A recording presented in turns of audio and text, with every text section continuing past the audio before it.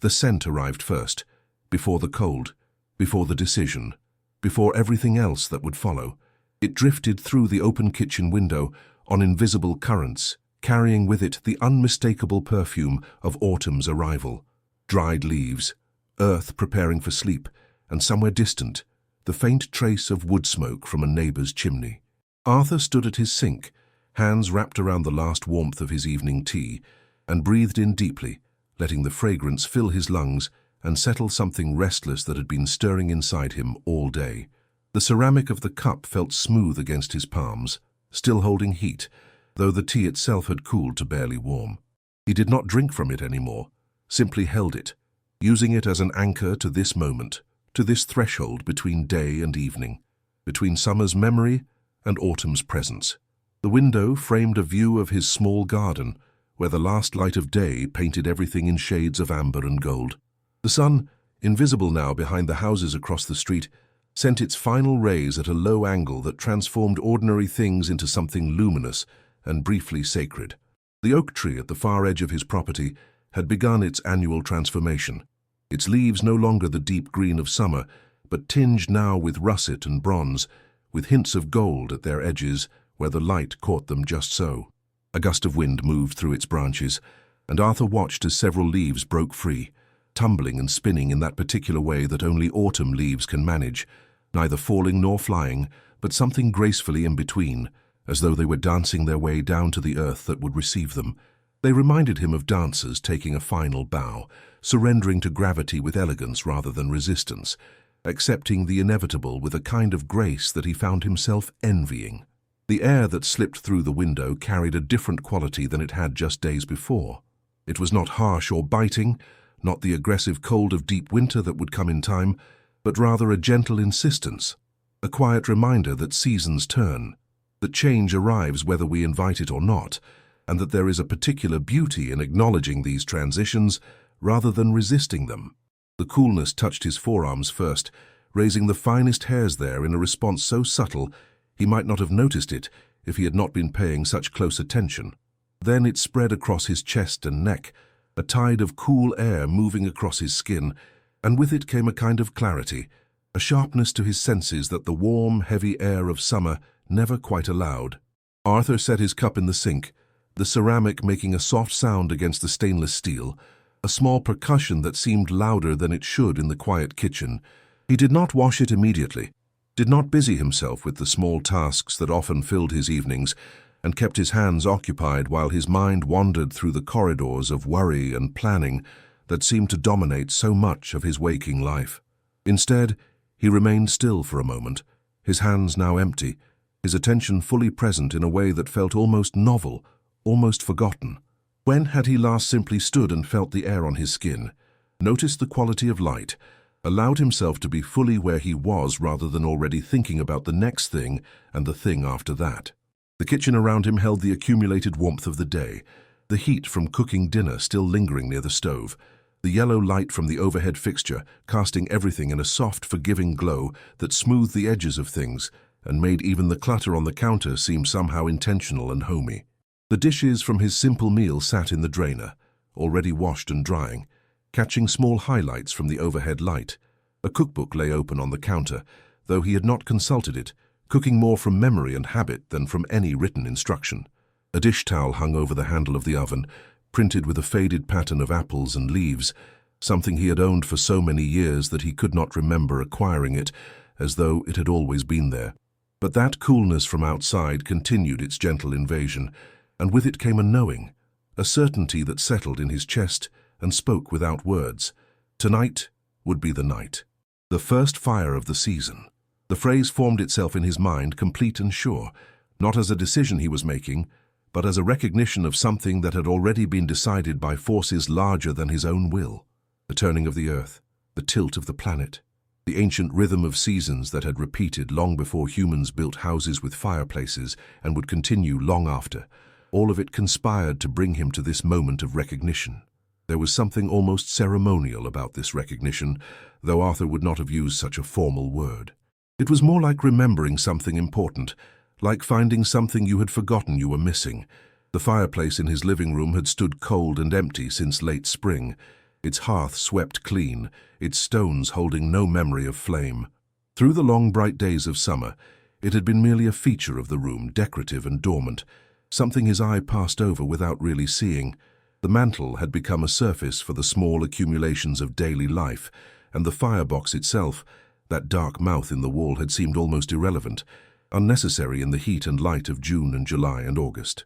But now, with autumn's breath filling his home, it called to him with the promise of transformation, not the transformation of grand gestures or dramatic change, but the quieter transformation of a house becoming more fully a home, of space becoming sanctuary, of evening becoming an invitation to rest rather than simply the end of productivity.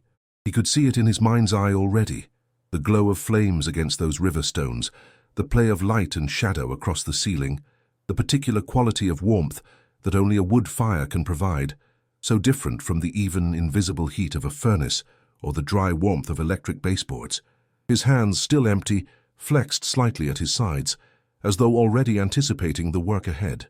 There would be wood to gather, a fire to build, rituals to perform that connected him backward through time to every human who had ever coaxed flame from wood, who had ever sat before a fire and felt safe.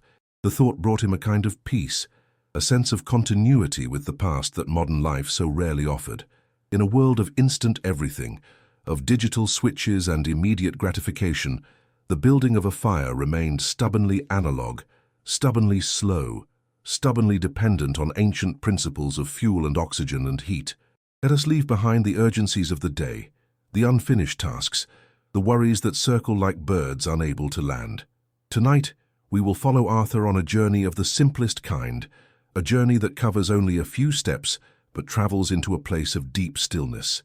We will watch him build a fire, yes, but more than that, we will watch him build a kind of peace, a sanctuary against the cold and the dark and all the small anxieties that whisper in the spaces between our thoughts.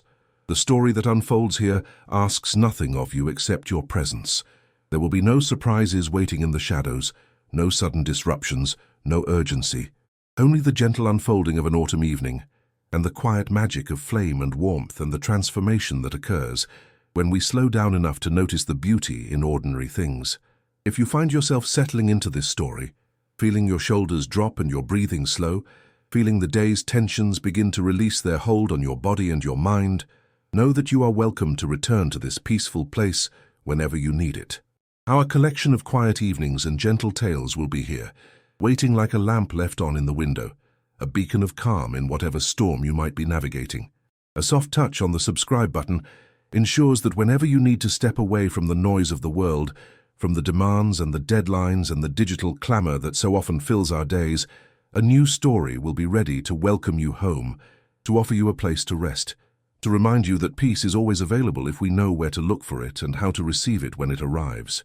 And now let us turn our attention fully to Arthur, to his house on Maple Street in a small northern town whose name does not matter, to this particular evening that holds within it the essence of every autumn that has ever been or ever will be. Let us walk with him through these next hours, observing without judgment, present without agenda, allowing ourselves to sink into the rhythm of his movements and the quality of his attention. There is nowhere we need to be except here. There is nothing we need to do except watch and listen and feel. The world outside can wait, our worries can wait. For now there is only this: one man, one evening, one fire, and the peace that comes from surrendering to the moment exactly as it is.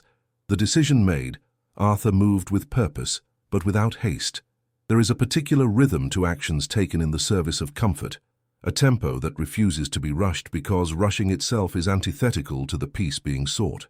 Each movement he made now was deliberate, conscious, part of a sequence that had its own logic and flow. He walked from the kitchen, his footsteps soft on the worn wooden floorboards that had absorbed decades of footfalls and held in their grain the memory of all the people who had walked here before him. Through the small dining area where his breakfast dishes from that morning still sat on the table, forgotten in his rush to begin the day, but now seeming perfectly fine where they were, patient and undemanding. Past the hallway that led to his bedroom, where the door stood slightly ajar, and through which he could see the corner of his bed with its rumpled covers, evidence of last night's sleep and a promise of tonight's rest to come. And into the living room where the evening light struggled to penetrate the growing dusk, where shadows had begun to gather in the corners and claim territory from the fading day. The room received him like an old friend, familiar and undemanding, its atmosphere one of accumulated comfort and lived experience. His favorite chair sat angled toward the fireplace, positioned years ago in exactly the spot where it could receive the fire's warmth most directly while still maintaining a view of the window and the street beyond. Her reading lamp stood beside the chair, its shade slightly askew in a way that Arthur had stopped noticing long ago, the bulb inside it now dark but ready to be called into service later if needed. A small table bore the accumulated evidence of recent evenings, a forgotten book lying face down, its spine cracked and its pages holding the memory of where he had stopped reading several nights ago, a pair of reading glasses with one arm folded and one extended, a water glass that still held perhaps an inch of water from last night or the night before, the surface of the water dusty and undisturbed. These things were not clutter, but rather evidence of life, of a space being used and inhabited rather than merely maintained. Everything was exactly as he had left it that morning when he had risen from his bed, moved through his morning routine, and departed for his day. And yet the room felt different now, anticipatory, as though it too sensed what was about to happen. The very air seemed to hold its breath, waiting. The empty fireplace drew his gaze immediately, its dark mouth a void in the wall, a space of potential waiting to be fulfilled. The hearth extended outward into the room, a broad platform of smooth river stones in shades of grey and brown and rust, stones that had been shaped by water over uncountable years before being pulled from some stream bed and mortared into place here, given new purpose in this contained landscape.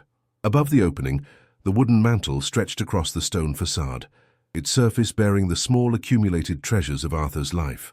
A photograph in a simple wooden frame showed a younger version of himself standing beside a lake.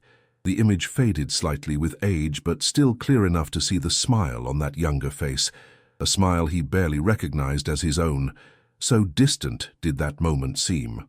A piece of driftwood, smooth and grey and curved in a way that pleased the eye for no reason that could be articulated.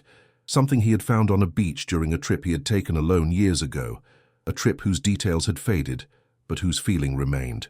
A small clay pot, handmade by someone whose name he had forgotten, its glaze a deep blue with cracks that gave it character, held nothing but existed purely for its own quiet beauty, for the way it caught light and shadow and seemed to glow from within.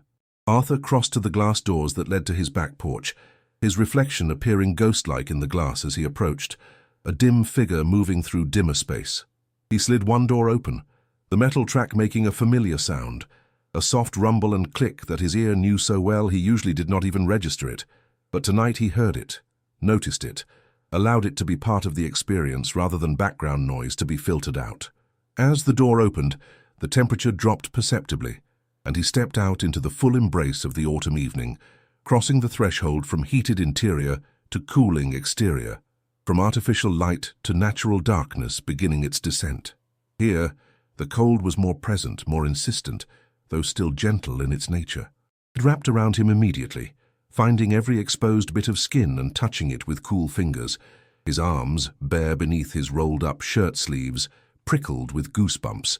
His neck, where his collar lay open, felt the air like a caress that was neither entirely pleasant nor unpleasant, but simply vivid, present, undeniable. He breathed in deeply, and the air filled his lungs with a cold that made him catch his breath slightly, that woke something up inside him that the day's warmth had allowed to doze. The sky above had deepened to a blue that existed somewhere between day and night, not quite either, holding both in suspension. It was the blue of transition, of threshold, the color that appears only briefly in that magical hour when the sun has gone, but night has not yet fully claimed its territory. A few early stars had begun their emergence, faint pinpricks of light that seemed uncertain of their own existence, tentative in their shining, as though asking permission to be seen. In another hour they would be bold and bright, claiming the darkness as their canvas, but for now they were shy, modest, barely there. The air carried more smells here, released from the confines of walls and windows. The earth of his garden, that particular scent of soil that intensifies as it cools, a smell of minerals and organic matter, and the slow work of decomposition that feeds all future growth. The dried grass of his small lawn, yellow now at the tips where summer's heat and autumn's cooling had stolen its chlorophyll, grass that would need cutting one more time before winter, But not tonight. Not now. That task could wait for another day. The distant hint of rain that might arrive tomorrow or the next day, a wetness on the air that spoke of clouds gathering somewhere beyond the horizon, of atmospheric pressures shifting, of the sky preparing to give something back to the thirsty earth. And beneath it all, that persistent whisper of wood smoke from somewhere down the street, evidence that Arthur was not the only one who had felt autumn's arrival and responded to it with fire. The smell triggered something deep in his brain, some ancient recognition that fire meant safety, meant warmth, meant the possibility of surviving the cold dark that would soon enough become true winter. His ancestors had known this smell, had relied on it for their very lives, and though Arthur's survival did not depend on his ability to build a fire, though he had a furnace that would kick on automatically and keep his house warm all through the winter without any effort on his part, still something in him responded to that smell with a primal satisfaction. The woodpile stood against the wall of the house, sheltered beneath the overhang of the porch roof, protected from the rain that would occasionally fall and from the snow that would eventually come.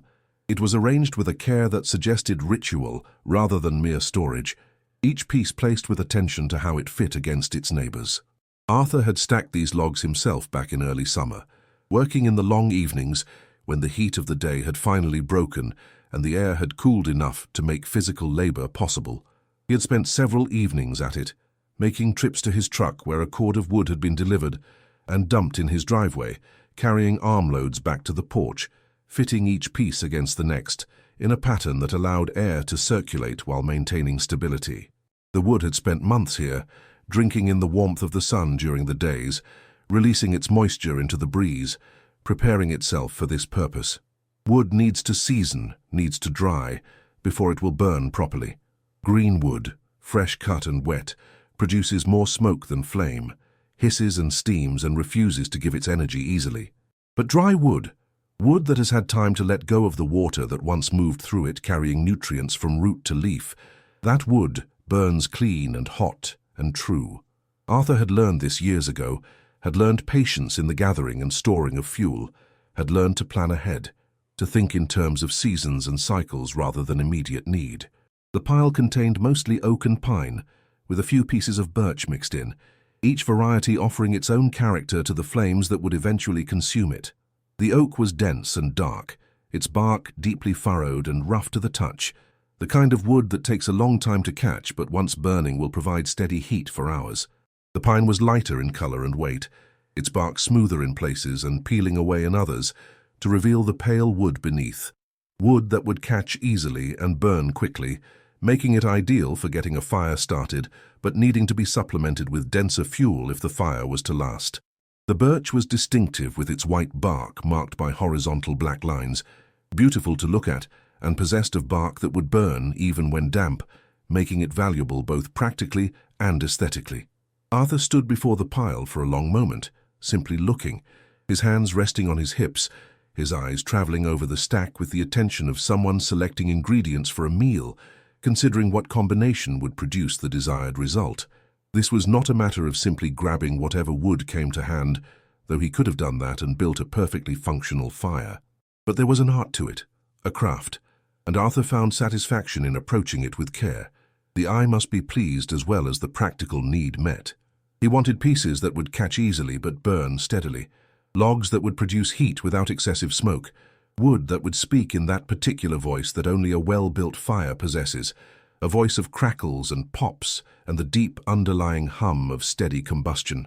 His gaze traveled over the different pieces, noting textures and sizes, the way the grain showed in the cut ends where the saw had sliced through years of growth, the variation in color from the weathered outer bark to the fresher wood visible where pieces had been split. He reached out and touched several logs without picking them up, feeling their surfaces, testing their dryness by how they felt against his palm.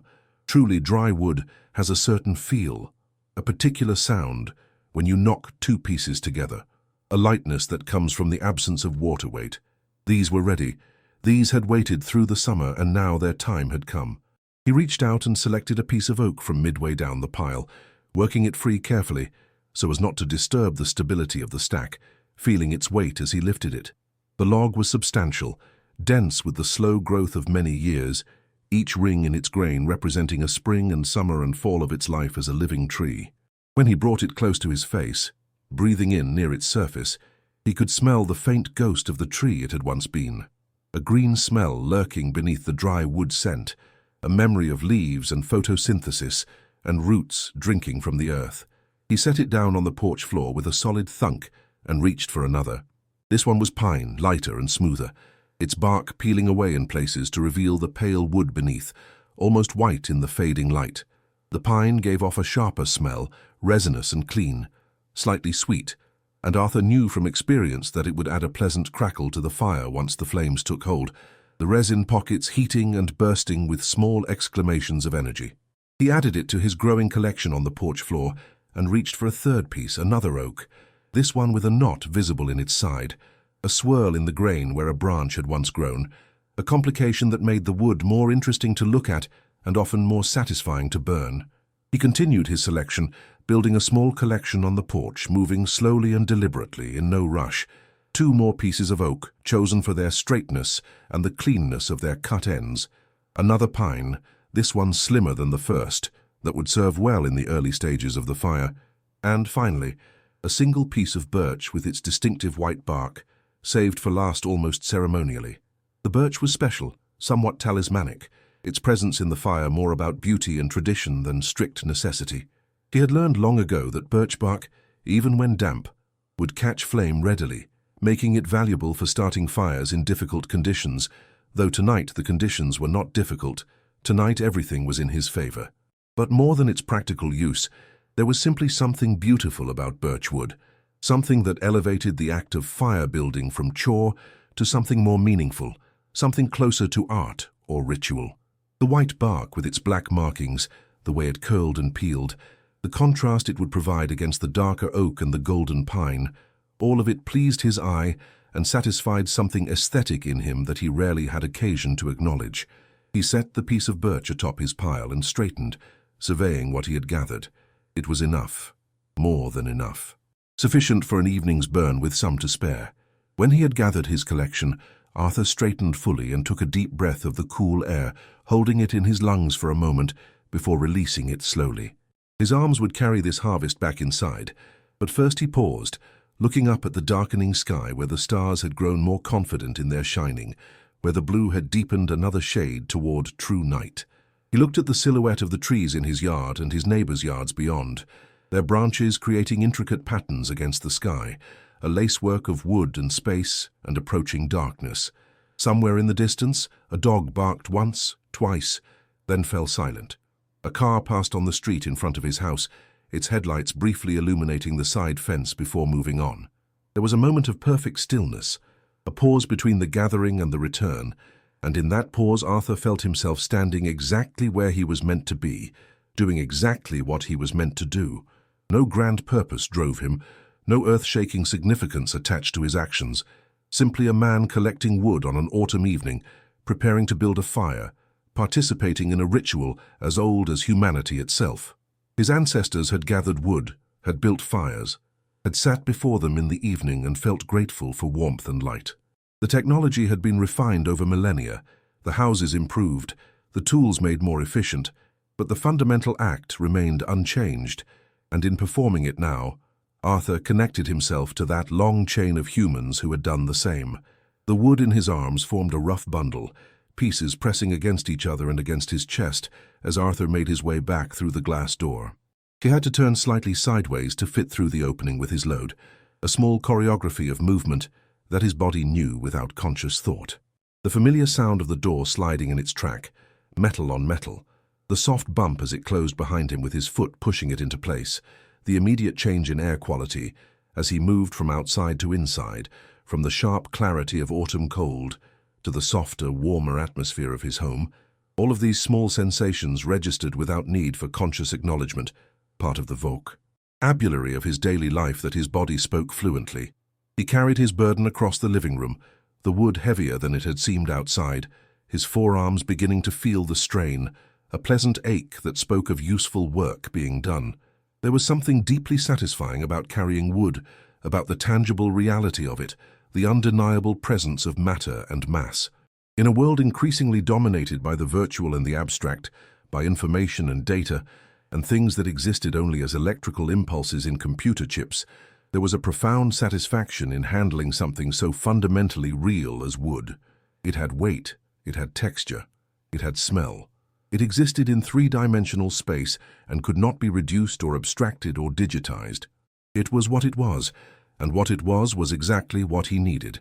Reaching the fireplace, Arthur knelt down slowly, feeling his knees protest slightly with a gentle pop and creak, small sounds that his body made more frequently these days, reminders that he was not the young man he once had been. He was not a young man, though neither was he old, existing in that middle ground where the body begins to offer reminders of its mortality without yet insisting upon them with pain or limitation. The sounds his knees made were announcements, not complaints, information rather than alarm. The stone hearth felt cool beneath his knees even through his pants, a coldness that spoke of months without fire, of stone that had forgotten its purpose and now waited to remember. He set the wood down beside him in a row, taking a moment to arrange the pieces by size and type, creating order from the bundle that had been held together only by his embrace. The oak pieces grouped together, their dark bark and substantial heft marking them as the foundation logs. The pine pieces next, lighter and paler, the secondary fuel that would bridge the gap between kindling and oak. And finally, at the end, the single piece of birch set apart special, waiting for its moment.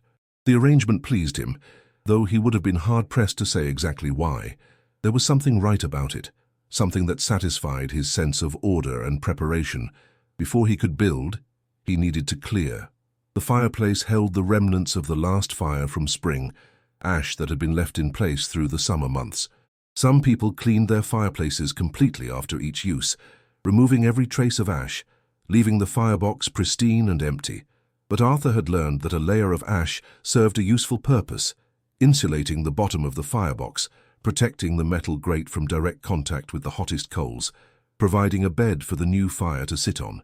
So he had left perhaps an inch of ash from the spring's last fire, let it sit through all the months of summer, and now it waited, grey and fine and utterly spent, to be mostly removed, but not entirely. Arthur reached for the small brass-handled shovel that hung from a stand beside the hearth, part of a set of fireplace tools that included a poker and a brush and a pair of tongs. The set was old, older than his residence in this house, perhaps older than the house itself, inherited from the previous owner or the one before that, solid and well-made in a style that suggested an earlier era when things were built to last multiple lifetimes. The brass had tarnished and darkened over the years, developing a patina that no amount of polishing could completely remove, and Arthur had stopped trying, deciding that the darkened brass suited the tool's purpose better than bright shine would have. The shovel fit his hand comfortably, its weight balanced and sure, the handle worn smooth by decades of hands gripping it just where he gripped it now. As he leaned forward into the firebox, catching himself with one hand on the stone while the other hand extended the shovel into the ash, he caught the scent of old ash rising to meet him. It was a smell both lifeless and somehow evocative, carrying memories of fires past, of wood consumed and transformed, of evenings spent in warmth and peace that had themselves turned to ash in the way that all moments eventually do, existing now only as memory and faint traces of carbon.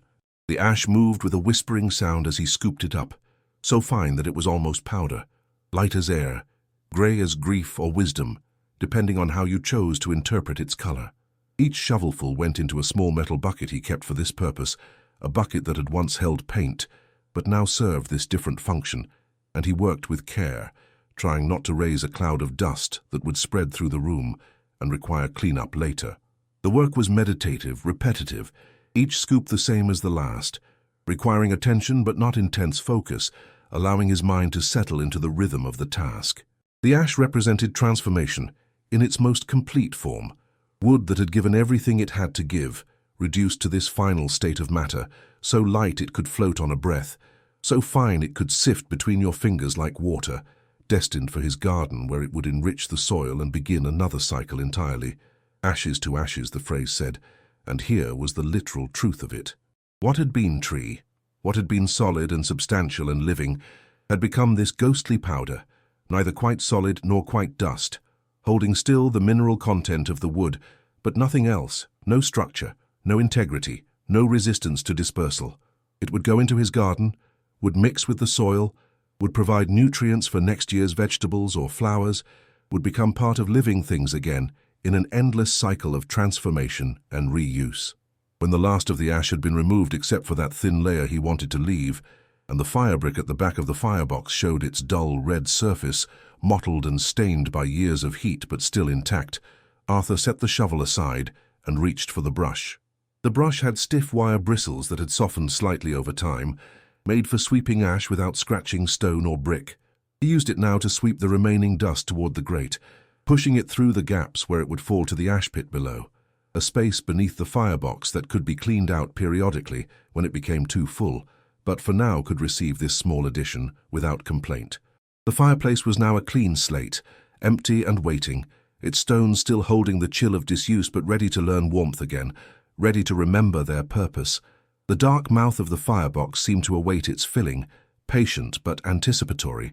The grate, a heavy iron thing cast in one piece, sat ready to receive wood and convert it to heat and light through the ancient alchemy of combustion. Everything was prepared. The stage was set. Now came the art of construction, the building of the fire itself, the creation of the precise conditions that would allow flame to be born and grow and sustain itself. Arthur shifted his position slightly, settling his weight more comfortably on the hearth, arranging his legs so that his knees would not protest too much at the prolonged kneeling. He reached for the old newspaper he had brought in from the recycling bin earlier in the day, when he had first begun to sense that tonight might be fire night. The paper was from several weeks past, its news already forgotten, its headlines announcing events that had briefly seemed urgent but were now barely remembered, the way most news becomes part of an undifferentiated past almost as soon as it occurs. The words and images that had been so carefully printed, that had consumed someone's time and attention and concern, were now about to serve a different purpose entirely, transformed from information to fuel, their final destiny to become flame and heat and light, before disappearing into smoke and ash. Arthur's hands moved with the kind of competence that comes only from repetition, from having performed this action dozens, perhaps hundreds of times over the years, his muscles holding a memory that his conscious mind did not need to access. He took a double sheet of newspaper, feeling the slightly slick texture of the newsprint under his fingers, and began to crumple it, not crushing it into a tight ball that would restrict oxygen flow, but rather gathering it loosely, creating a structure that would hold air pockets, that would allow flame to breathe and spread and find multiple pathways through the paper. The crumpling needed to be just so, loose enough for air but substantial enough not to burn away too quickly, before the kindling above it had time to catch. The paper made a satisfying sound as he worked it, a crinkling whisper that filled the quiet room, an almost musical quality to it, like distant rain or leaves stirring in wind. Each movement of his hands compressed the paper further, creating ridges and valleys, peaks and hollows, a tiny landscape of cellulose and ink. He created 3 such bundles, each one roughly the size of his fist, and placed them on the grate in a triangular arrangement, leaving space between them for air to flow, for the fire to breathe in the oxygen it would need to sustain itself. The triangular pattern was not random, but based on the simple geometry of stability and efficiency, 3 points that would distribute heat evenly while maintaining structural integrity. Next came the kindling, and for this he reached into a box beside the hearth, where he kept a collection of small sticks and twigs gathered from his yard over time.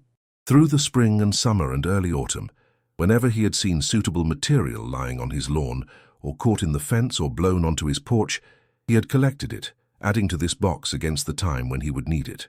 Dry grass clippings that had turned brittle and brown, fallen branches from the oak tree ranging in size from pencil-thin to thumb-thick, pieces of old wooden crate that he had broken down into splinters, even a handful of pine cones that burned with a particular enthusiasm thanks to their resinous nature, all of it saved against this need, all of it waiting for its purpose to be fulfilled.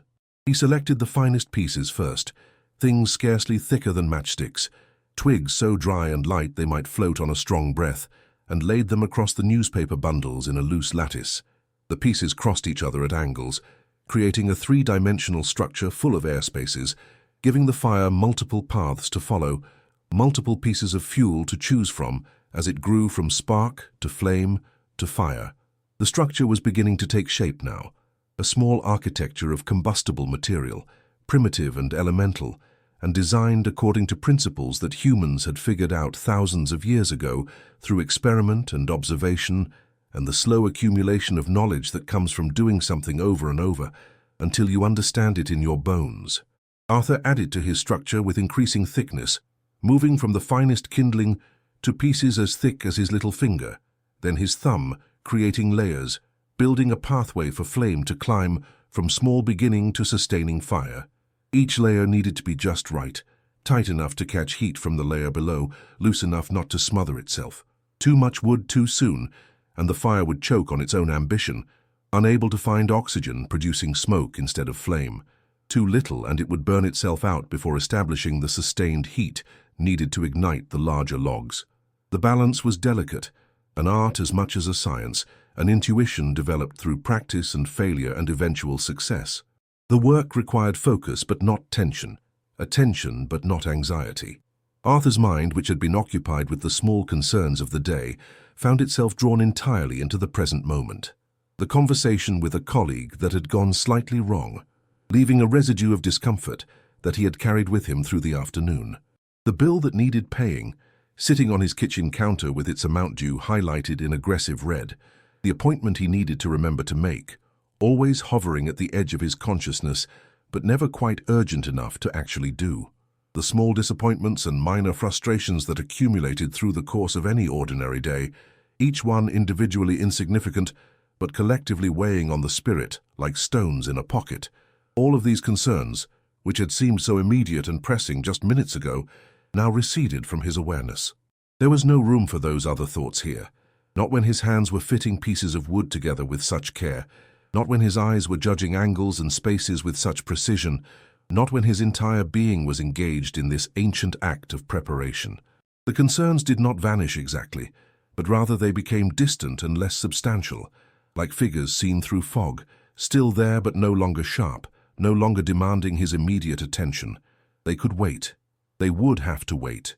Right now, there was only this, the construction of something that would transform paper and wood and air into warmth and light. On top of the kindling structure, Arthur began to place larger pieces, the pine logs first, positioning them to create a teepee shape with the kindling at its heart.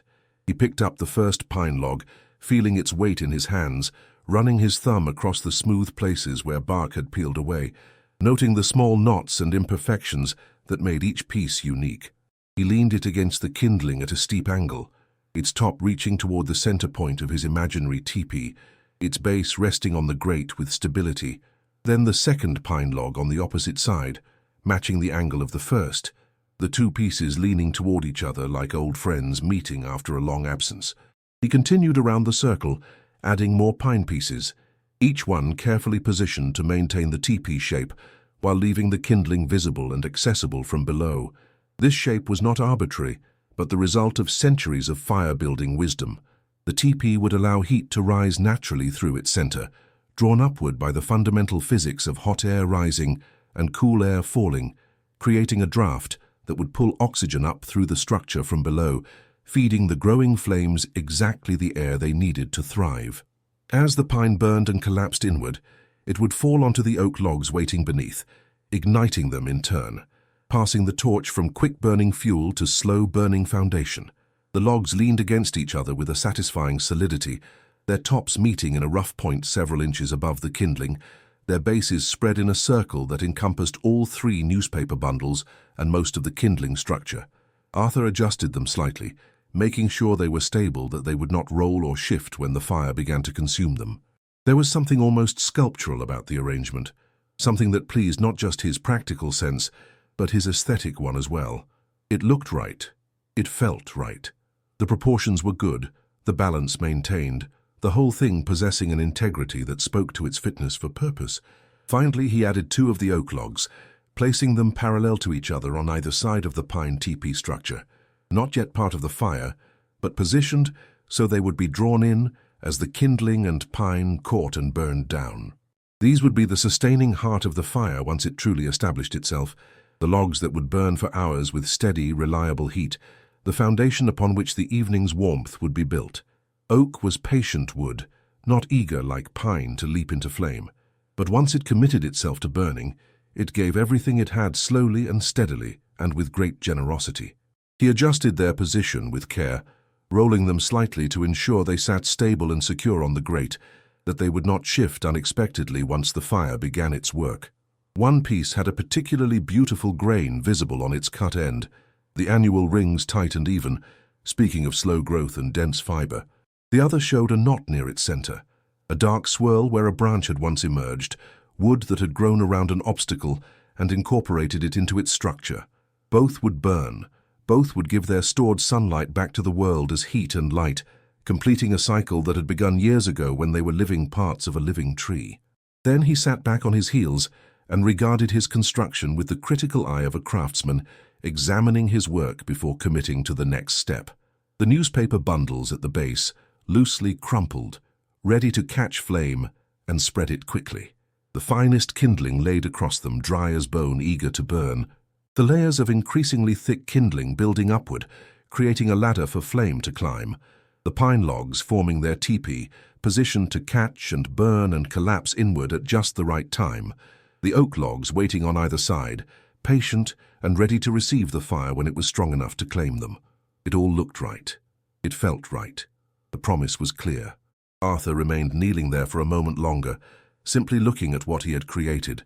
This small monument to patience and craft, this arrangement of natural materials that would soon undergo the transformation that was their destiny.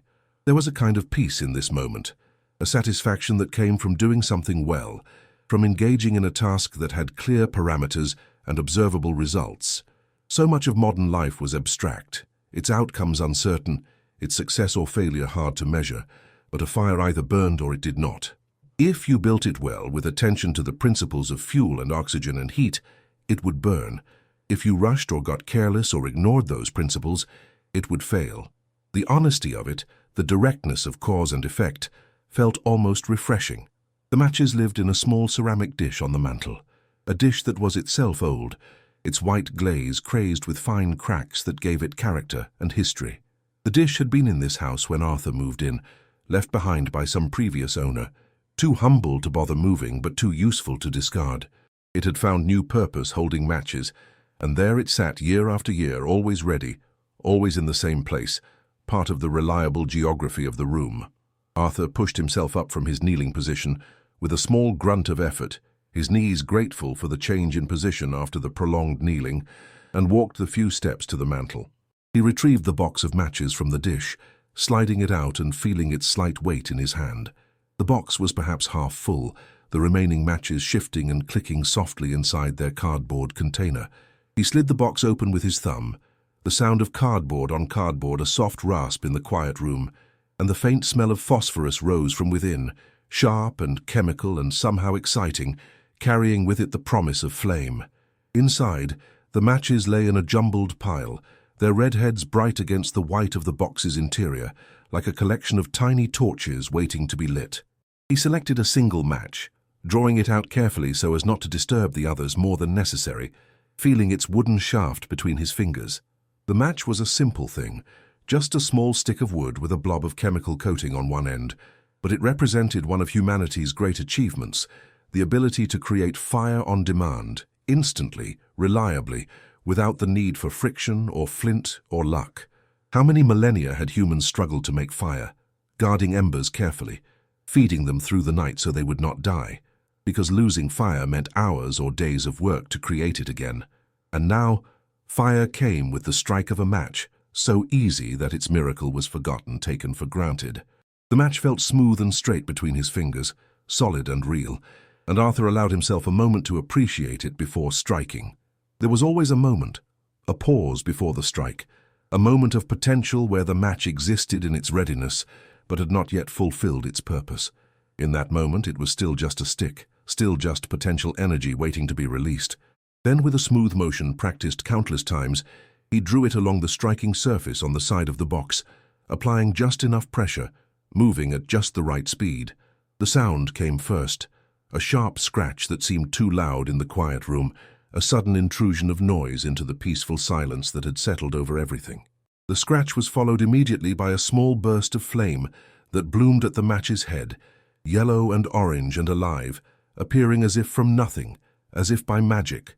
Though Arthur knew it was simply chemistry, phosphorus igniting from friction heat, releasing stored energy in a sudden rush. The flame leaped up, larger than seemed possible from such a small source, then settled and steadied, burning more calmly now, consuming the chemical coating on the match head before beginning its slower journey down the wooden shaft. Arthur watched it for a heartbeat, always slightly amazed by this miracle of ignition despite having seen it thousands of times, this creation of light and heat from such simple elements. The flame danced and flickered, responding to tiny currents of air too subtle for him to feel, but sufficient to make it move. The yellow center of the flame, where the combustion was most complete, gave way to orange at its edges, and occasionally a hint of blue appeared at the very base where the hottest burning occurred. The match shaft itself began to darken just below the flame, the wood charring, preparing to become fuel in its turn. Then he lowered the match to his carefully constructed pile, to the newspaper at its base. Bending forward and reaching into the firebox, his free hand braced against the hearth for balance. He brought the flame to the point where paper met kindling, to one of the newspaper bundles he had so carefully crumpled, touching the match to a protruding edge of newsprint. The flame touched paper, and paper accepted it with what seemed like eagerness, like relief, as though it had been waiting for this moment and was grateful for its arrival. The spot where the match made contact darkened immediately, turning from white to brown to black in the space of a second, and a small flame began to grow there, spreading along the edge of the paper, feeding on newsprint and ink, growing in confidence. Arthur held the match steady, watching the fire establish itself, waiting until he was certain it had truly caught and would not simply die out as soon as he removed the match. The flame spread along the edge of the newspaper, following the paper's fibers, finding its own path, and he felt a small satisfaction watching it, like an artist watching the first brushstroke take hold on canvas, seeing potential begin to become reality. When he was certain this first point was well and truly lit, he withdrew the match and touched it to another part of the newspaper structure, then a third, creating multiple ignition points, giving the fire several paths to spread, ensuring that even if one area struggled, another would succeed. The match had burned down close to his fingers now, the flame creeping along its shaft, the heat beginning to reach his skin. He dropped it into the growing flames at the base of his fire pile and heard it hiss slightly as it was consumed by the larger flames it had helped create, disappearing into the fire it had fathered, its purpose fulfilled. Arthur remained kneeling there at the hearth's edge, watching his creation begin its transformation, seeing the potential he had built begin to actualize into flame and heat and light. The newspaper burned with surprising eagerness, flames spreading across its surface in waves, following some invisible map written in the paper's fibers and the ink's distribution. Where the flames touched, the paper curled and darkened, its smooth surface becoming rough and brittle, its white and black becoming shades of brown and gold, before finally charring to black. The edges of the paper curled upward as they burned, creating temporary sculptural forms that existed for a moment before collapsing into ash, beauty that lasted only seconds before being consumed and transformed. Smoke began to rise now, thin and white at first, finding its way up through the kindling structure, through the spaces Arthur had left in his careful construction, drawn upward by the draft of the chimney and the fundamental physics of hot air rising.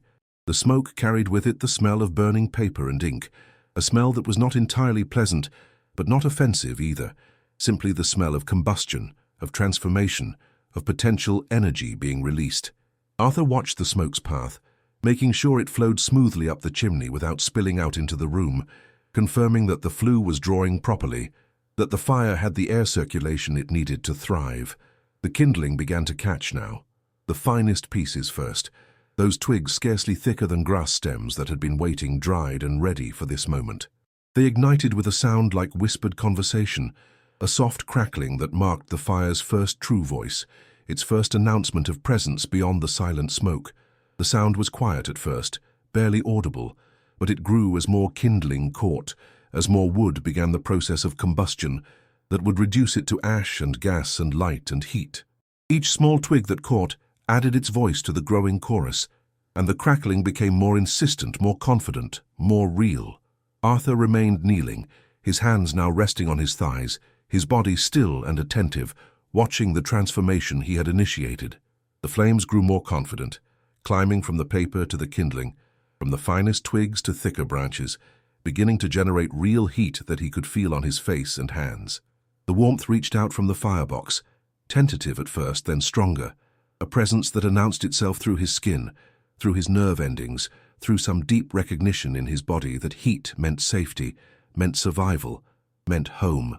The crackling grew louder, more insistent, as trapped air in the wood expanded and escaped, as moisture that remained deep in the cellular structure of the wood, moisture that even months of drying had not completely removed, boiled and burst free with small reports and pops.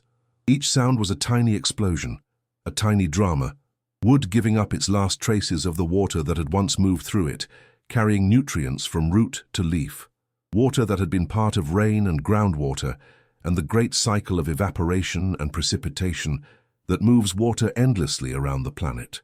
Smoke continued to rise, more of it now as more wood began to burn, but it flowed smoothly up the chimney without spilling into the room, a grey column ascending into the darkness of the flue, eventually emerging from the chimney on the roof to join the evening air, to become part of the same smoky smell that Arthur had detected from his neighbour's fire earlier. The smoke was proof that the fire was doing its work, that the complex chemistry of combustion was proceeding as it should, breaking down the long chains of cellulose and lignin that gave wood its structure, releasing the carbon and hydrogen and oxygen that made up its substance, sending some elements up as gas and leaving others behind as ash. The kindling structure began to collapse in on itself as its components were consumed, settling downward, the carefully built architecture giving way as its materials were transformed from solid to gas, from substance to smoke and heat and light. This collapse was not failure but success, the natural progression of the fire from its beginning stages to its establishment. As the kindling settled, it brought the pine logs above into closer contact with the flames, and Arthur watched as the fire began to test those larger pieces, licking at their surfaces, searching for any easy entry point, any crack or crevice or place where bark had peeled away to expose the wood beneath. The pine caught with a sound like a sigh, a soft exhalation as the resin within it ignited, releasing its stored chemical energy in a rush of heat and light. Pine resin is nature's accelerant, pockets of concentrated flammable material scattered through the wood, and when it burns hot and bright and fast. The flames that rose from the pine had a different quality than those that had consumed the paper and kindling, thicker and more substantial, yellow and orange, and occasionally showing flashes of other colors, greens and blues and purples that appeared for instants before vanishing, side effects of the complex chemistry occurring in the flames. Arthur could see the flames beginning to lick at the oak logs now, testing them, reaching up from the burning pine to touch their surfaces, leaving behind small scorch marks, but not yet achieving true ignition. Oak was not hasty to burn. It required patience and sustained heat, but Arthur was patient and the fire was building that sustained heat even now. Once the oak caught, once it committed itself to burning, the fire would achieve its mature form, its final expression, and would burn steadily for hours, asking nothing more from him, doing its work with the reliability of natural process following natural law. The fire had found its rhythm now, had moved beyond its tentative beginnings into something more assured, more established, more real. It was no longer a collection of separate elements, newspaper and kindling and pine logs, but had become a unified whole, a single entity, a presence in the hearth that announced itself through multiple senses simultaneously.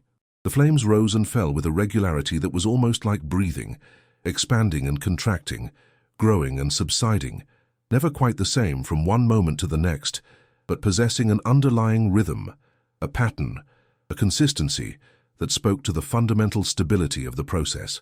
The sound it made had evolved as well, had become a conversation of different tones overlaying each other in a complex acoustic landscape. The high crackle of small burning branches, sharp and staccato, like percussion instruments being played at random intervals. The deeper pop of pine releasing its resin, like small fireworks, surprising in their suddenness and volume. And underneath it all emerging now, the beginning of a deeper sound, harder to hear but somehow more fundamental, a steady, low murmur that was not quite a roar but held that potential, the sound of sustained combustion, of the fire settling into its work. Arthur finally pushed himself up from his kneeling position, his knees grateful for the change, small sounds escaping them as he straightened, pops and creaks, that announced the movement of joints that had held one position for too long. He was not as flexible as he once had been, not as resilient, and his body made sure he knew it, though the discomfort was mild and temporary, nothing that would not ease as soon as he had been standing for a moment. He stood before the fire, feeling its warmth more fully now that he was upright, feeling how it reached out from the hearth and began to claim the space of the room as its own. The heat was remarkable, not because it was intense, though it was certainly growing stronger with each minute that passed, but because of its quality, because of the way it felt so different from other forms of heat. Fire heat was nothing like the heat of a furnace or a radiator, nothing like the dry electrical warmth of a space heater or the forced air heat that came from vents in the floor or ceiling. This heat was more direct, more honest, arriving through the air as radiant energy rather than by convection or conduction, traveling at the speed of light from source to skin, warming whatever stood in its path, while leaving the air around that path relatively untouched. Arthur could feel it on his shins first, where his pants covered his legs and absorbed the radiant heat, and held it against his skin. He could feel it on his hands, held out toward the flames, palms open to receive the warmth like gifts, like offerings. And he could feel it most of all on his face, on his cheeks and forehead and lips, that pleasant sensation that hovers just on the edge of too much, that feeling of skin warming, of blood vessels dilating near the surface, of the body responding to external heat by trying to regulate itself, to maintain its preferred temperature despite the onslaught of warmth. His cheeks began to flush with it, taking on that rosy quality that people get when they stand before fires or spend time outside in cold weather, and he felt the slight tightness of skin warming too quickly, that sensation that is not quite discomfort, but is adjacent to it, that reminds you that heat, like everything else, can be too much of a good thing if taken to excess. But this was not excess. This was exactly right. This was the perfect amount of heat for this moment, for this evening, for this purpose. He remained there, standing a few feet from the hearth, simply receiving, letting the fire he had built do what it was meant to do. His arms hung at his sides, relaxed, requiring no effort to maintain their position. His breathing was slow and even, the rhythm unconscious and automatic, his body doing what it knew how to do without need for conscious direction. His eyes watched the flames without trying to see anything in particular, without searching for shapes or patterns, simply observing the movement because movement attracts the eye, because watching fire is something humans have been doing for as long as humans have existed, because there is something fundamentally mesmerizing about flame. But the true discovery, the gentle revelation that the fire offered, was not the heat itself but what the heat and the light together did to the room around him. Arthur turned away from the hearth slowly, rotating his body while keeping his feet planted, and looked back into his living space, and what he saw made him pause, made his breath catch slightly, made him feel something close to wonder at the transformation that had occurred in the space of minutes. The entire character of the room had transformed, had been remade by flame light and shadow, had become something different from what it had been just a short time ago. Where before the light had been the flat, even illumination of the electric lamp, unchanging and reliable, and utterly without personality, now the light was alive, moving, dynamic, creating a constantly shifting landscape of brightness and darkness across every surface. The walls, which had been simply walls, painted surfaces that defined the boundaries of the room without calling attention to themselves, now seemed to breathe with the play of light and shadow across their surfaces, to pulse with a life borrowed from the flames, to participate in the fire's dance though they themselves remained motionless. His bookshelf, which stood against the far wall loaded with volumes accumulated over years of reading and collecting, had become a landscape unto itself, a range of valleys and peaks, defined by the play of firelight across the spines of different books. Each volume caught the light differently depending on its color and position, depending on whether its spine faced toward the fire or away, depending on the texture of its binding and the age of its materials. The darker volumes, the ones bound in black or deep brown or dark blue leather or cloth, seemed to absorb the light, holding it in their depths like secrets, becoming darker than they actually were, creating pockets of shadow in the overall arrangement. While the lighter spines, books bound in white or cream or bright colors, glowed as though lit from within, reflecting the firelight with an intensity that made them stand out, made them visible even from across the room, made them seem to float in the dimness that surrounded them. The glass door of the bookcase, which normally showed nothing but a faint reflection if you looked at it directly, now reflected the fire itself, creating a second ghost fire that flickered in tandem with the real flames, a mirror image that was dimmer and less substantial than the original, but still unmistakably fire, still dancing and moving with the same rhythm. Arthur walked slowly toward the bookshelf, watching how the light changed as he moved, how new shadows appeared and old ones vanished, how his own body, interposing itself between fire and bookcase, created a moving shadow that swept across the shelves like a passing cloud. When he reached the bookcase and turned to look back at the fire, he saw the room from a new perspective, saw how the firelight reached into corners that the lamp had never quite illuminated properly, how it created depth and dimension where before there had been flatness. The chair where he would soon sit, his favorite chair worn comfortable by years of use, positioned in exactly the right spot to receive the fire's warmth, while still maintaining a view of the window, had become something almost magical in the firelight. The chair's fabric, a deep green that appeared almost black in normal light, now showed depths of color he rarely noticed, hints of blue and gold woven through the green in patterns that must have been there all along, but that he had simply never seen, all of it revealed by the dancing illumination that brought out nuances and subtleties that steady light obscured. The wooden arms of the chair, made from some hardwood, whose species he had never bothered to determine, glowed with a warmth that had nothing to do with temperature and everything to do with the quality of the light that touched them. The wood's grain, barely visible in normal light, stood out now in relief, the different densities of early wood and late wood reflecting light differently, creating a landscape of lines and swirls that told the story of the tree's growth, year by year, ring by ring, a history written in wood and now revealed by flame. Even the ordinary objects scattered through the room, things so familiar that his eye normally passed over them without registering their presence, had been transformed into something worth noticing, worth attention. A water glass on the side table caught the firelight and threw small highlights onto the wall behind it, creating a pattern of bright spots that moved when the flames moved, a small constellation that danced to the fire's rhythm. A throw pillow that had slipped half off the couch showed its texture in the raking light, every thread visible, every imperfection in the weave revealed and somehow made beautiful by that revelation.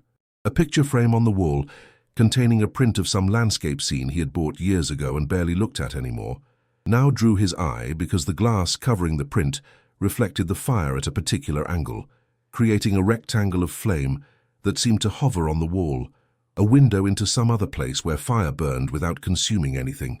The effect would last only as long as he stood in exactly this spot, would vanish as soon as he moved, but for this moment it was there, unexpected and beautiful.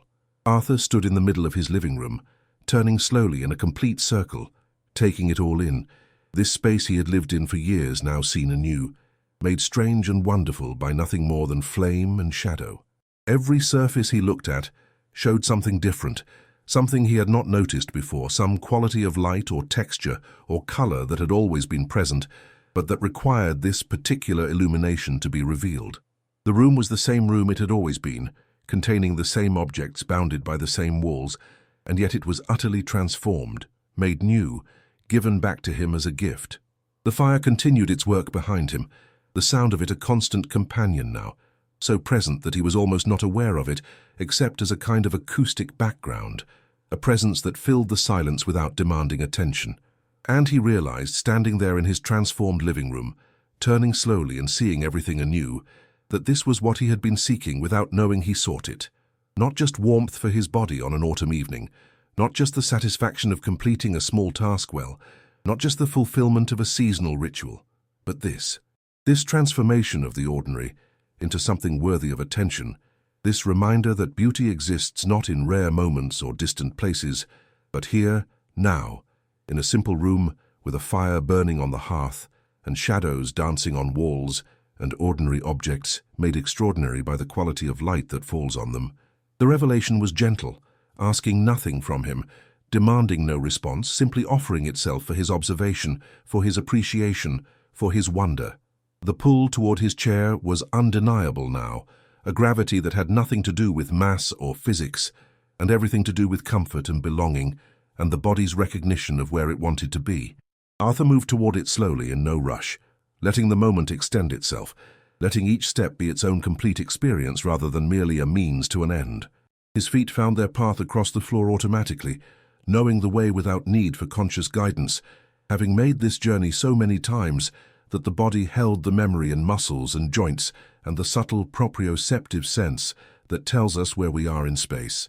Each step was deliberate, conscious, part of the ritual of settling that the evening required. His right foot, then his left, then his right again, a simple alternating pattern that humans master in early childhood, and then repeat millions of times across a lifetime without thought. But tonight Arthur thought about it, noticed it, felt the roll of his foot from heel to toe, felt the shift of his weight from one leg to the other, felt the small muscular adjustments required to maintain balance and forward momentum. There was something meditative about walking slowly and noticing the walking, about bringing full attention to an act so habitual that it usually occurs entirely below the threshold of consciousness. When he reached the chair, he did not immediately sit, but instead paused, standing before it, running his hand along its back, feeling the nubby texture of the upholstery fabric under his palm. The fabric was warm from proximity to the fire, having already absorbed some of the heat that radiated from the hearth, and the warmth felt good against his hand, felt welcoming, felt like a promise of the comfort to come. The texture was familiar to his touch in the way that only long-possessed objects become familiar, the way you know the feel of your own clothing or your own pillow, a tactile memory that lives in the fingertips and recognizes home. He walked around to the front of the chair, his hand trailing along its back and then leaving it, breaking contact, and stood looking down at the seat cushion. There was a slight depression there, a shallow bowl worn into the cushion over years of use, marking where he had sat countless times before, where his weight had compressed the foam and batting into a shape that matched his body. The depression was not large, barely visible really, but it was there, a physical record of time spent, of evenings passed in this exact spot, of all the books read and thoughts thought and quiet moments experienced while sitting right here.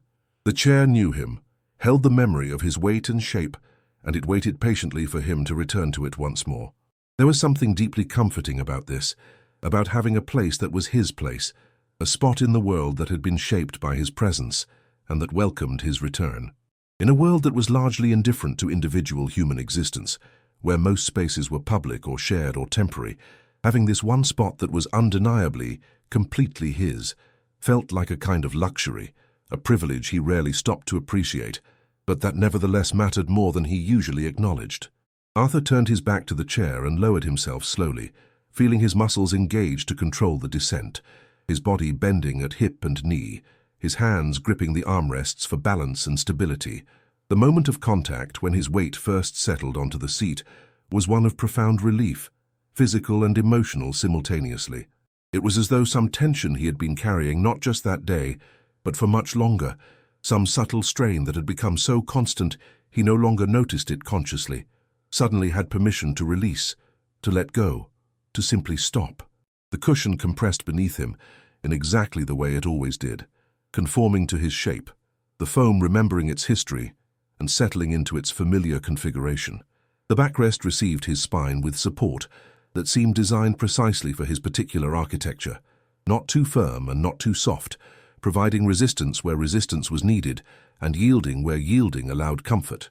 Arthur let out a breath he had not realized he was holding, a long, slow exhalation that seemed to carry with it all the small burdens and concerns that he had accumulated through the day, all the tension and worry and low-level anxiety that modern life generates with such efficiency.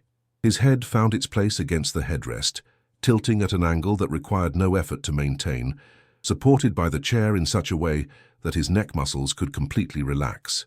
His arms settled naturally on the armrests, the wooden surfaces smooth under his forearms, his hands draping over the ends with fingers loose and relaxed, hanging in space, holding nothing, gripping nothing, completely at rest. His shoulders, which he had not realized were raised and tensed, dropped and spread across the backrest, releasing holds they had been maintaining all day without his conscious awareness. But he was not yet completely settled.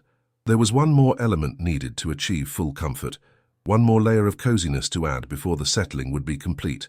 Arthur reached to the side without looking, his hand knowing where to find the wool blanket that lived draped over the arm of his chair, always present, always waiting for evenings like this when warmth and weight were wanted. His fingers found the edge of the blanket and gripped it, feeling the texture of the wool, slightly scratchy but not uncomfortably so, real and substantial and honest about what it was. He pulled the blanket toward him, lifting it over the armrest and bringing it across his lap first, spreading it out over his thighs and knees, then working it up over his legs and waist and chest, pulling it up to just below his shoulders, creating a cocoon of wool and warmth that enclosed him without confining him. The blanket was heavy, substantial, handmade by someone long ago whose name he did not know, but whose work he benefited from now, years or decades after the hands that had created it had finished their work and moved on to other things, or perhaps had themselves become still forever. The weight of the blanket was important, more important than he would have guessed before experiencing it. There was something about that gentle pressure, that sense of being held or enclosed or contained, that triggered some deep response in the nervous system, some primitive mechanism that associated weight with safety, with being held, with the comfort of being in contact with something solid and real.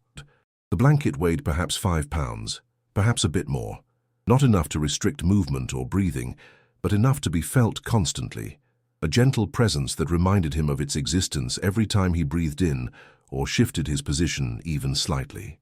The wool held warmth well but also breathed, allowing air to circulate, preventing the trapped stuffiness that synthetic materials often created, achieving that perfect balance between insulation and ventilation that natural fibers had evolved to provide over millions of years before humans ever thought to shear sheep and spin wool into thread and weave thread into fabric.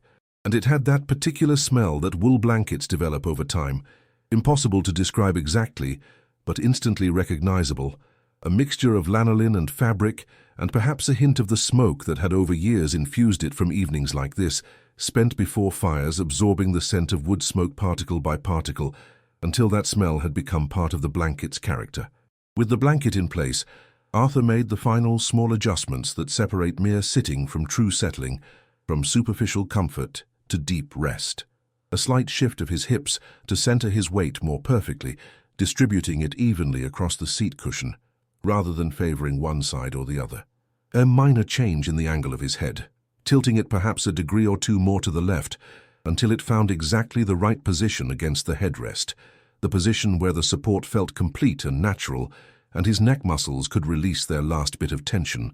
A conscious relaxation of his shoulders, letting them drop even further than they already had, allowing gravity to pull them down and back, releasing any remaining tightness in the trapezius muscles that so often hold stress and tension without our awareness. His feet, still in their house slippers, soft worn things that had molded to his feet over months and years of use, found their natural resting place on the floor, slightly apart, toes pointing outward at comfortable angles, no tension in his ankles or calves or the small muscles of his feet. His hands, which had been gripping the armrests lightly during his settling process, now simply rested there, palms down, fingers loose and slightly curved, not holding or grasping or gripping but simply present, simply there, making contact without effort. Every part of his body found its place and its piece, each element fitting into the whole like pieces of a puzzle, finally coming together to reveal the complete picture. And in finding their individual places, all these parts formed a whole that was utterly, completely at rest. The fire before him had continued its development while he settled himself, had moved deeper into its mature phase. The pine logs were largely consumed now, their quick-burning nature having done its work of establishing high heat and strong flame, having served their purpose and now giving way to the next stage of the fire's life. What remained of them glowed red at their cores, visible through cracks in the charred exterior, still contributing heat, but no longer producing much flame.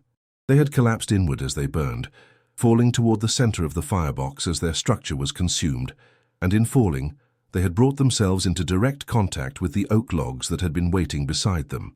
And the oak, patient wood that it was, had finally accepted the fire's invitation, had finally committed itself to burning.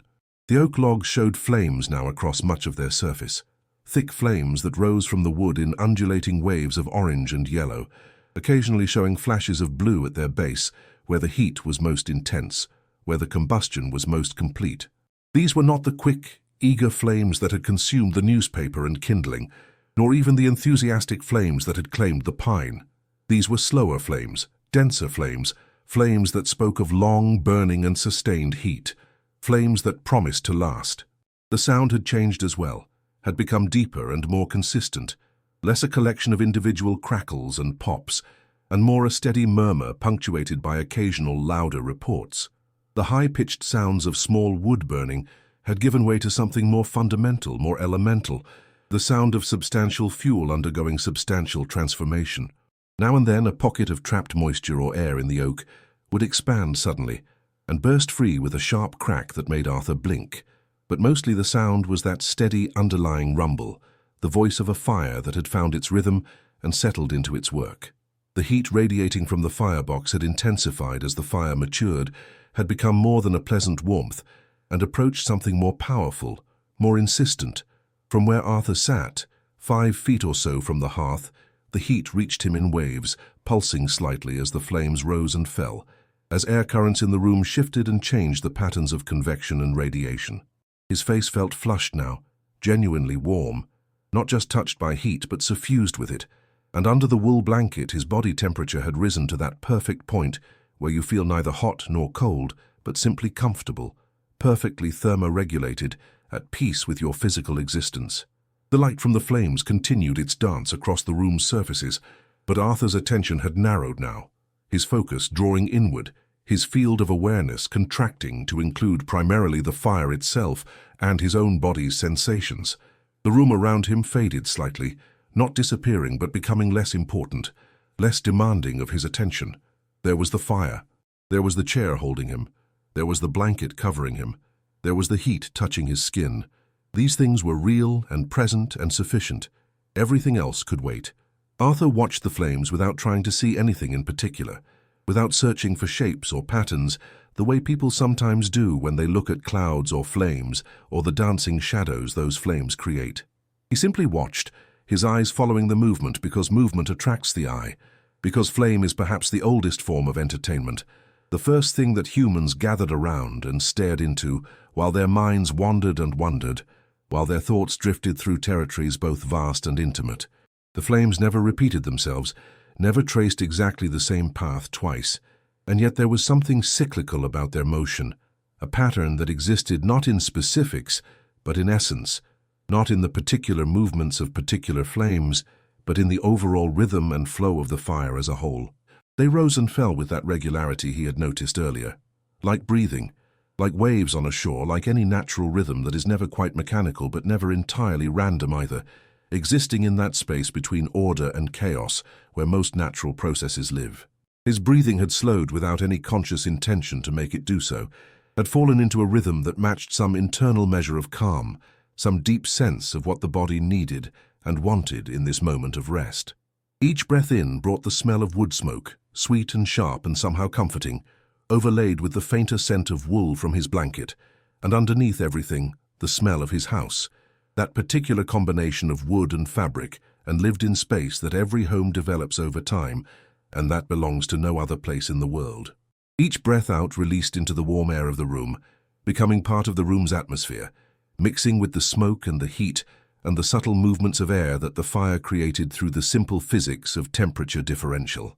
The space between each breath stretched, became spacious, and in that space thoughts that had been circling found nowhere to land and so dispersed like smoke. The concerns of the day, which had seemed so pressing just hours ago, continued their fade into insignificance, not forgotten, but simply recognized as less important than this moment, this peace, this perfect balance of warmth and rest and presence. The conversation that had gone wrong at work, the colleague whose words had stung slightly, whose tone had carried implications that Arthur had spent much of the afternoon analyzing and worrying over, trying to parse what had been meant, and whether he should respond and how he should respond if he decided to respond at all of that seemed very distant now, very small, very much like something that did not require the energy he had been giving it. Perhaps it had meant nothing. Perhaps it had meant something but not what he thought. Perhaps it did not matter either way. The bill sitting on his kitchen counter, the one with the red highlighting and the language that suggested urgency and consequence, that too seemed less threatening from here, from this place of warmth and comfort. It would need to be paid, yes, but not right now, not this minute, not while he sat before his fire, and felt peace settling into his bones. Tomorrow would be soon enough. Tomorrow was always soon enough for the things that seemed urgent today. Very few things truly could not wait, and this bill was not one of them. The appointment he needed to make, the one he had been putting off because he did not want to face whatever that appointment might reveal, whatever news it might bring, that too could wait another day. Avoidance was not wisdom, he knew that, but neither was it necessary to carry every responsibility every moment. There was a time for action and a time for rest, and this was rest time, this evening, this fire, this chair, this moment of peace that asked nothing of him except his presence. The day that had preceded this evening began to seem very far away, though only hours had passed since he had risen from his bed, moved through his morning routine, and departed for whatever activities had filled his daylight hours. The events of that day, both the good and the bad, the small frustrations and minor triumphs, the conversation that had gone well and the one that had not, the task completed and the task postponed, all of these things that had seemed so immediate and pressing when they occurred, now appeared distant and curiously unimportant. Not that they had not mattered, not that they were somehow erased or made meaningless, but rather that their mattering had a different weight when viewed from this place of rest, from this position of warmth and safety and quietude. Arthur could think of them without being disturbed by them, could acknowledge their existence without granting them power over his present moment. They were things that had happened, events in the past tense, and he was here in the present tense, and the present tense was all that actually existed, all that was real, all that required his attention. The fire's light continued its dance across the surfaces of the room, painting everything in shades of gold and amber and shadow, but Arthur's focus had narrowed even further now, drawing down to the fire itself, and more specifically to the bed of coals that was forming beneath the flaming logs. Coals are what a fire becomes when it has moved beyond youth and entered maturity, when it has passed through the stages of eager beginning and energetic middle and settled into something more patient, more enduring, more fundamentally powerful in its quietness. Where flames are active and energetic, reaching upward, consuming fuel with visible enthusiasm, coals are patient and enduring, content to glow where they lie, radiating heat without the dramatic display of flame. They represent concentrated energy, the wood reduced to its carbon skeleton, all the volatile compounds driven off by heat, leaving behind nearly pure carbon that burns with an intensity that flames alone cannot match. The coals glowed red and orange, and occasionally showing spots of white where the heat was most concentrated, where the combustion was most complete, where the temperature approached levels that seemed impossible for simple wood to achieve. The coals pulsed gently, seeming almost to breathe, growing brighter when a draught of air reached them and providing fresh oxygen, dimming slightly when the air stilled, then brightening again with the next breath of wind or the next shift in the chimney's draw. They were mesmerizing in their own right, perhaps even more so than the flames, because they were quieter, subtler, requiring more attention to appreciate but rewarding that attention with a display of pure energy made visible, of heat made manifest as light. Arthur's eyes felt heavy now, that pleasant heaviness that comes when the body knows sleep is near and begins to prepare for its arrival, when the systems that maintain wakefulness start to relinquish their control and allow the systems that govern sleep to take over. His eyelids would lower, drawn down by their own weight and by the relaxation that had spread through all his facial muscles, then rise again slowly as some small flicker of awareness pulled him back from the edge of sleep, the room swimming slightly back into focus, the fire reasserting itself in his vision.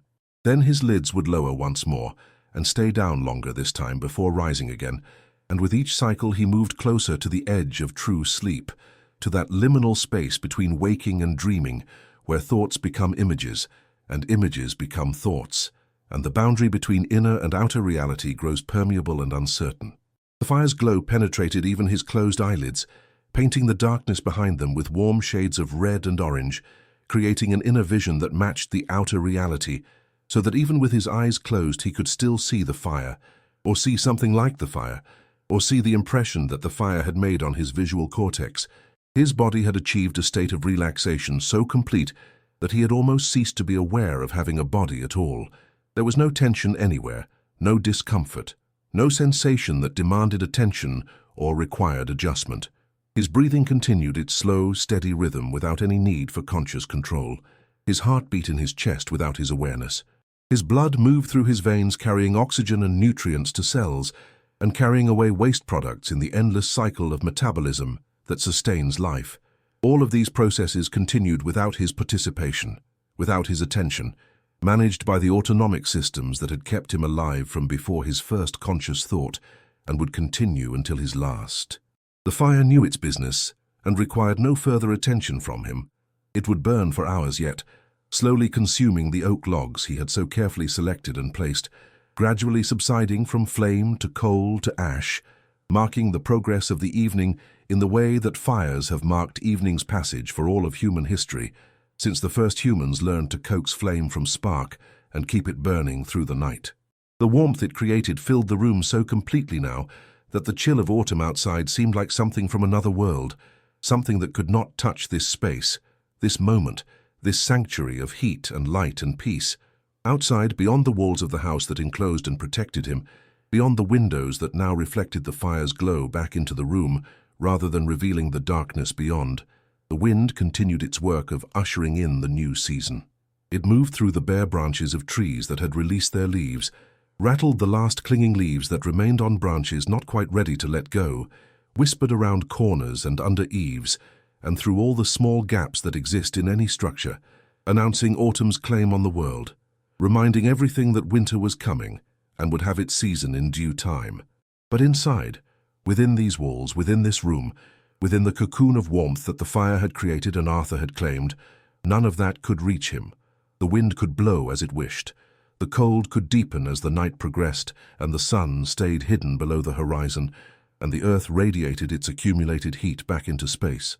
The temperature outside could drop to freezing or below. Here by his fire, in his chair, under his blanket, none of that mattered. None of that could touch him. None of that could disturb the profound sense of safety and warmth and peace that had settled over him like the blanket itself. His breathing had become so slow and so deep now that each breath seemed less an action and more a gentle tide, rising and falling according to laws that required no thought or effort, natural as the ocean's rhythm, inevitable as the turning of the earth. Each inhalation brought air into his lungs, oxygen crossing the membranes of his alveoli into his bloodstream, feeding the cellular processes that kept him alive. Each exhalation released carbon dioxide and water vapor, the waste products of metabolism, back into the room's atmosphere, completing the circuit of breath that connects all living things to the atmosphere they inhabit. His body had released every vestige of tension, every held muscle had finally let go, and he existed in that perfect state of physical rest where one is barely aware of having a body at all, where the boundaries of self become soft and uncertain, where it becomes difficult to say exactly where the body ends and the world begins. The chair that held him felt like an extension of his own body. The blanket that covered him felt like his own skin. The warmth that surrounded him felt like his own temperature, all of it flowing together into a unity of comfort and peace. Gratitude moved through him, though he did not name it as such, did not form it into words or thoughts or any articulated concept. It was more fundamental than that, more primal, a deep wordless acknowledgement of goodness received, of needs met, of comfort freely given, the goodness of shelter on a cold evening, walls and roof and windows keeping the world at bay, the goodness of fire's warmth, ancient gift of stolen sunlight now returned, the goodness of a comfortable place to rest, furniture shaped by use to fit the body that used it, the goodness of this particular moment, unrepeatable and yet somehow containing all moments of peace and rest that had ever existed or would ever exist. It asked nothing of him, this moment, this evening, this fire, this peace. It offered everything it had without condition or expectation. He needed only to receive it, to accept it, to be present for it, to allow himself to sink fully into it without reservation or holding back. And he did. He accepted it simply, gratefully, without resistance, or the nagging sense that he should be doing something else, being somewhere else, accomplishing something, proving something, earning something. Not tonight. Tonight was for receiving, not achieving. Tonight was for rest, not productivity. Tonight was for simply being here, alive, warm, safe, at peace. His eyes closed once more, and this time did not open again, or if they did it was only briefly, only partially, only enough to register that the fire still burned, that the room still existed, that all was well before closing again and staying closed. His consciousness began its final drift towards sleep, that nightly journey into the country of dreams, that necessary surrender to rest and restoration that every living thing requires, that the body demands and will eventually take whether granted willingly or not. But tonight there was no resistance, no fighting against sleep's arrival, no clinging to wakefulness out of habit or anxiety, or the sense that there were things left undone. The fire's glow continued behind his closed lids, a gentle presence that would accompany him into sleep and remain there in some form, even as dreams took shape and unfolded, even as his conscious mind released its hold on the waking world and allowed the unconscious its turn at the wheel. The warmth that surrounded him felt like an embrace, like being held, like the safest and most protected place in all the world. His breathing slowed even further, became almost imperceptible, the spaces between breaths extending until they seemed infinite. His last thought, if it could be called a thought at all, was not really a thought but simply a feeling of arrival, of having reached the place he was meant to be, of being, at last and completely, home. Not home as a location or an address or a structure of walls and roof, but home as a state of being, as a quality of existence, as that place where the self is at rest and all is well and nothing more is needed, because enough has been found and accepted and received. The fire burned on, patient and steady, asking nothing, giving everything as outside the first stars of evening strengthened into the full assembly of night, as the temperature continued its slow descent, as the wind moved through branches and over rooftops, and across the sleeping face of the earth. Somewhere down the street another light came on in another window, another person moving through another evening, another life being lived with its own rhythms and routines and rituals. And the world continued its ancient turning, the planet rotating on its axis at 1,000 miles per hour, though nothing inside felt that movement, the moon pulling the tides and the seasons, following their appointed rounds, and all the vast machinery of the universe, continuing its work with or without human awareness or acknowledgement. And in this small house on Maple Street, in this comfortable chair before this warming fire, in this room transformed by flame light into something more than it usually was, peace had found its perfect expression in the sleeping form of one man who had needed nothing more than this: warmth, comfort, stillness, and the gentle permission to let go. The oak logs in the hearth continued their slow transformation, from solid matter to heat and light and ash, giving back the energy they had stored from summers past, when they had been living wood on a living tree, when sunlight had fallen on leaves, and through the miracle of photosynthesis had been converted to chemical energy and stored in the bonds between carbon atoms. That energy released now into the room, spreading outward in waves of infrared radiation, warming everything it touched, keeping the autumn cold at bay, maintaining this small pocket of summer heat in a world that was sliding inevitably toward winter. The fire would burn for hours yet, would continue its work through much of the night, asking nothing from Arthur, requiring no attention, no tending, no intervention. It would do what fire does, what it has always done, what it will always do as long as there is fuel and oxygen and heat to sustain the reaction. The house settled around him with small sounds, wood contracting as it cooled in places distant from the fire, the normal acoustic architecture of any structure responding to temperature changes, and the slow, inevitable work of gravity pulling everything earthward. These sounds were familiar, comfortable, the house speaking its own language, telling its own stories, a presence and not merely a container. Arthur slept on, undisturbed, his breathing deep and even, his body utterly relaxed, his mind released from its usual concerns, and wandering now through territories available only in sleep. The fire's reflection in the glass door of the bookcase continued its dance, that ghost fire that was not quite real, but not quite unreal either, existing as a property of light and glass and angle, visible from some positions and invisible from others, there and not there simultaneously. The shadows on the walls continued their movement, growing longer and softer as the flames diminished, creating an ever-changing landscape that no one watched, that existed purely for its own sake, that asked nothing and offered everything. And still the fire burned, patient in its consumption, thorough in its transformation, honest in its work. The oak logs had given themselves completely now to the flames, their surfaces charred and glowing, their interiors incandescent, their substance being systematically converted from one form to another in obedience to laws that govern all matter and energy, laws that humans discovered but did not create, laws that existed before consciousness arose to observe them and will continue after consciousness has run its course. The heat continued to radiate outward, maintaining the room's warmth, keeping Arthur comfortable in his sleep, fulfilling the purpose for which the fire had been built. Outside the window, if anyone had been watching, they would have seen the warm glow of firelight painting the glass, would have known without seeing inside that someone there had built a fire. That warmth and comfort existed within those walls, but no one watched. The street was quiet, the neighbors in their own homes living their own evenings, the world at large occupied with its own vast concerns and completely indifferent to this small moment of peace in this small house, on this small street, in this small town. But that indifference did not diminish the moment. If anything, it heightened it, made it more precious for being so particular, so specific, so utterly unique to this person in this place at this time. Arthur slept on, the fire burned on, the night deepened around them both, and everything was exactly as it should be. The first fire of autumn had been built and had fulfilled its promise. Warmth had been created, comfort had been found. Peace had arrived and been welcomed, and been given room to settle in and stay.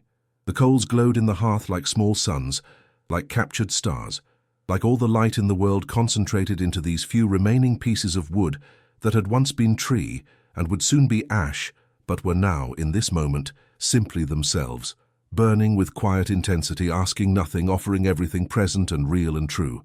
Our story has drawn to its close, settling like embers into quiet rest, like ash drifting down to the hearth, like breath slowing into the rhythm of deep sleep. The fire that Arthur built will burn through the night, keeping watch while he dreams, asking nothing in return for its warmth, offering its light to the darkness without expectation of gratitude.